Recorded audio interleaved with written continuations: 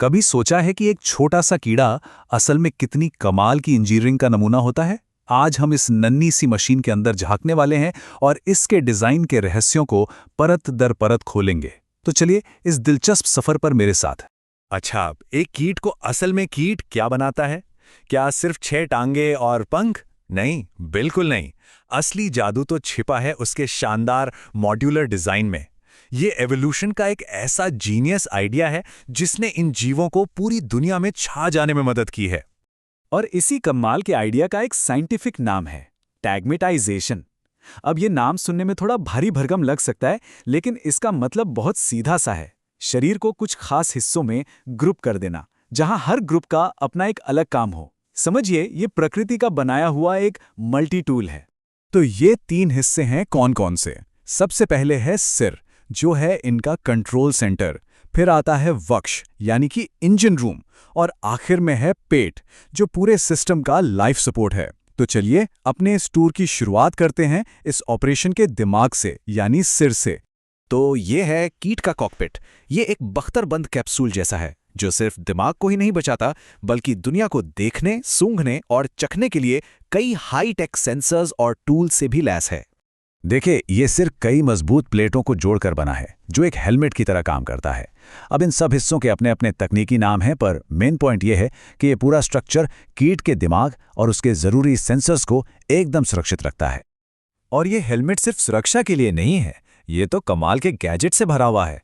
Compound आंखें हल्की सी भी हरकत को तुरंत पकड़ लेती हैं, तो वहीं ओसेली यानी सरल आंखें रोशनी को मापती हैं। एंटीना तो नाक और हाथ दोनों का काम करते हैं। और मुंह के हिस्से, अरे वो तो इनके खाने पीने की आदत के हिसाब से एकदम कस्टम मेड होते हैं। और यहाँ एक बहुत ही मजेदार बात आती है, पता है? एक कीट अपना सिर कैसे रखता है, उससे उसकी पूरी लाइफस्टाइल का अंदाजा लगाया जा सकता है।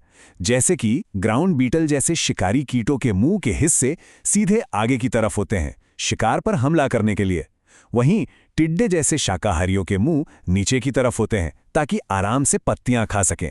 और एफिड्स जो पौधों का रस चूसते हैं, उनके मुंह तो पीछे की तरफ मुड़े होते हैं। मतलब सिर्फ सिर की पोजीशन देखकर ही उनका पूरा बायोडेटा पता चल जाता है। तो चलिए अब कंट्रोल सेंटर से निकलते हैं और सीधा चलते हैं पावर हाउस में, यानी इंजन रूम में। इसे थोरैक्स या वक्ष भी कहते हैं। सारी की सारी हलचल, सारी पावर यहीं से आती है। एक बात हमेशा याद रखने वाली है, कीट का वक्ष हमेशा, और मेरा मतलब है हमेशा, ठीक 3 हिस्सों यानी सेगमेंट से बना होता है, ना एक ज्यादा ना एक कम। और इन तीनों का अपना अपना एक बहुत ही जरूरी काम है। तो देखिए, सबसे पहला सेगमेंट है प्रोथोरैक्स, जिससे टांगों का पहला जोड़ा जुड़ा होता है।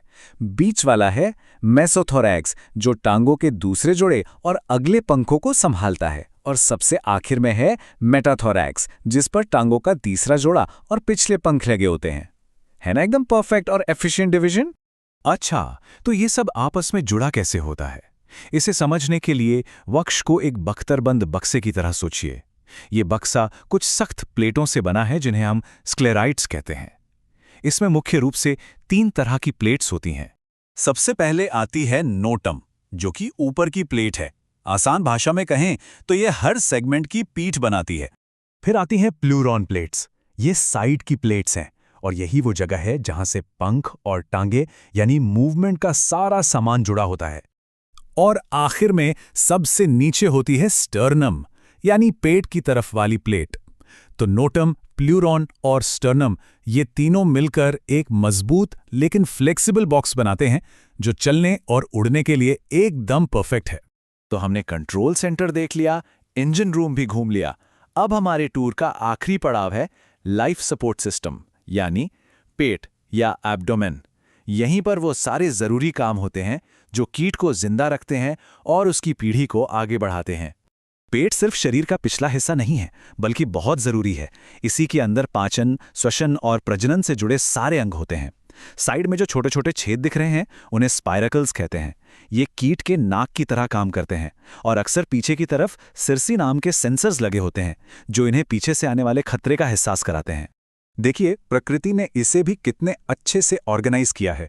हम पेट को उसके काम के हिसाब से 3 जोन में बांट सकते हैं। पहले 7 सेगमेंट पाचन और सांस लेने के लिए हैं, 8वें और 9वें सेगमेंट में प्रजनन अंग होते हैं और सबसे आखिरी सेगमेंट्स में आमतौर पर सरसी जैसे सेंसरी अंग होते हैं, हर चीज अपनी सही जगह पर। तो ये है कीड़ों की कामयाबी का राज, उनका 3 हिस्सों वाला ब्लूप्रिंट, एक कंट्रोल सेंटर, एक इंजन रूम और एक लाइफ सपोर्ट सिस्टम। यही वो विनिंग फॉर्मूला है जिसने उन्हें लाखों सालों से इस धरती पर जिंदा रहने और लगभग हर माहौल में ढलने में मदद की है। ये डिज़ाइन लाखों सालों से एक हिट फॉर्मूला रहा है। ये हमें सोचने पर मजबूर करता है ना कि इन छोटी छोटी अविश्वसनीय मशीनों से हम इंसान अपनी इंजीनियरिंग और डिज़ाइन के बारे में और क्या-क्या सीख सकते हैं। अगली बार जब कोई कीट नजर आए तो याद रखिएगा, वो सिर्फ एक कीड़ा नहीं बल्कि कुदरत की इंजीनियरिंग का एक चलता फिरता अजूबा है।